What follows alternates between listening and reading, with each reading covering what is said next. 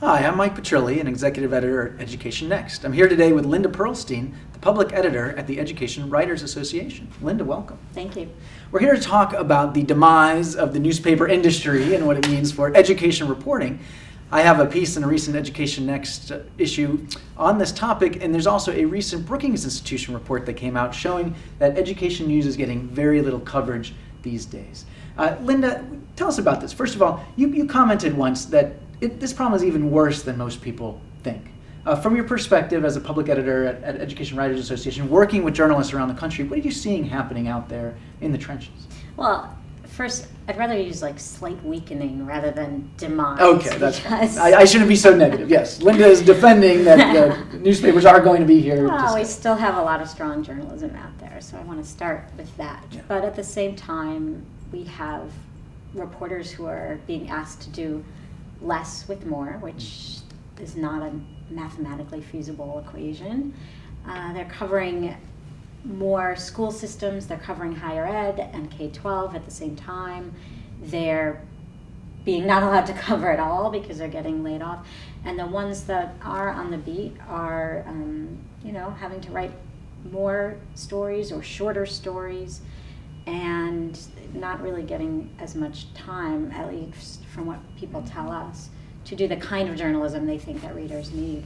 So there's been a lot of hand-wringing about this. And in the Brookings Institution report, for example, the authors came up with a list of recommendations for newspapers, but none of them seemed to me all that feasible. It was sort of like eat your spinach and make sure you do a better job covering education. Is this a problem that just does not have a solution? That we just have a larger issue, that the advertising revenue has plummeted and that this is just not a workable model anymore? It's certainly not an education journalism problem per se. I mean, the Fordham Institution for Crime would be having the same conversation with the crime journalist expert and business and every other sector of the newspapers are all facing some of the same pressures.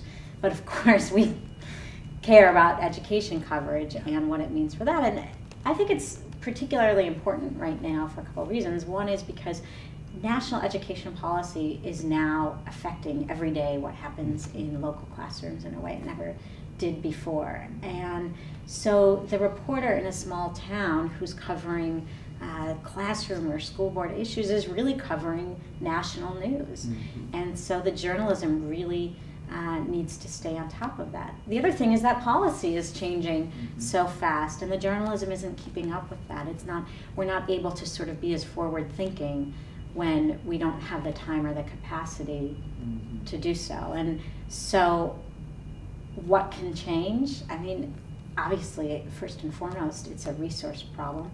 It's a training problem. At the end of the day, we all like to blame the editors because it's not like the Brookings report complained that people are doing sort of shallow local stories at the expense of important national stories. I don't know any reporter who's begging to say, let me write a fourth day story about Obama's speech to school children, or please let me run to another schoolhouse fight. They're doing what they're asked to do. So on a certain level, this is something that needs to be addressed by people who are not specialists in education, but by people who are running newspapers and metro sections and deciding where we need to place stories and what we need to focus on. Now, in my Education Next article, I argued that in many respects things are going to be okay at the national level. In fact, I quoted Richard Whitmire, who is the past president of the Education Writers Association, used to be the editorial writer at USA Today, saying that, look, the national conversation is going to be fine. You're going to still have a couple of these major national newspapers, plus think tanks and blogs, all of those cover the national issues fine. Where you're really going to see the problems at the local level. Yet the Brookings report kind of came out with a different conclusion. It said the reporting seemed to be more prominent at the local level. What do you think? Where's the real problem happening? I think that if you really take a look closely at the kinds of organizations that used to do purely national education reporting, they are doing less of it. The Washington Post never would have let a lapse, years ago without having a national education reporter, and now they do. I mean, you say think tanks and blogs will pick it up, but advocacy journalism is not the same, as what we consider sort of now the boring, old, plodding mainstream media. I mean, at least in terms of straight shooting and not having an agenda other than getting what they, the truth out. That's a gap, even at a place like the Washington Post or the New York Times. They're not doing as much of it as they used to.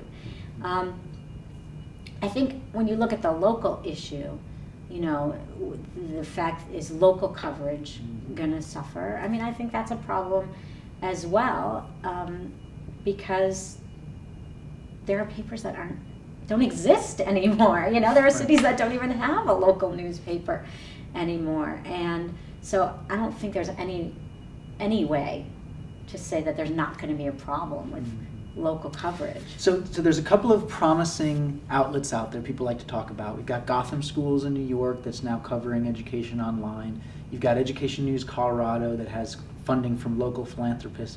A lot of people talking about how this is going to have to be that philanthropy is going to have to solve this problem. I mean, when you look out on that landscape beyond traditional newspapers, do you see any models that you think might be the solution or at least fill the gap? Well, I'm a big fan of both of those sites you mentioned, and I think they fill a gap journalistically. Yeah. But they're funded by, like you said, philanthropists, and that's, whether or not that's sustainable indefinitely, we just don't know. So while I think they're doing great journalism, and they're the only places out there generating jobs for my colleagues who are losing their jobs right now, it's, is that the savior of journalism? I'm not sure. Yeah. I don't think any of us really know yet. All right. Well, Linda, thanks for coming again. Linda Perlstein from the Education Writers Association, former education writer at the Washington Post. Thanks for joining us. You're welcome. Thanks for having me.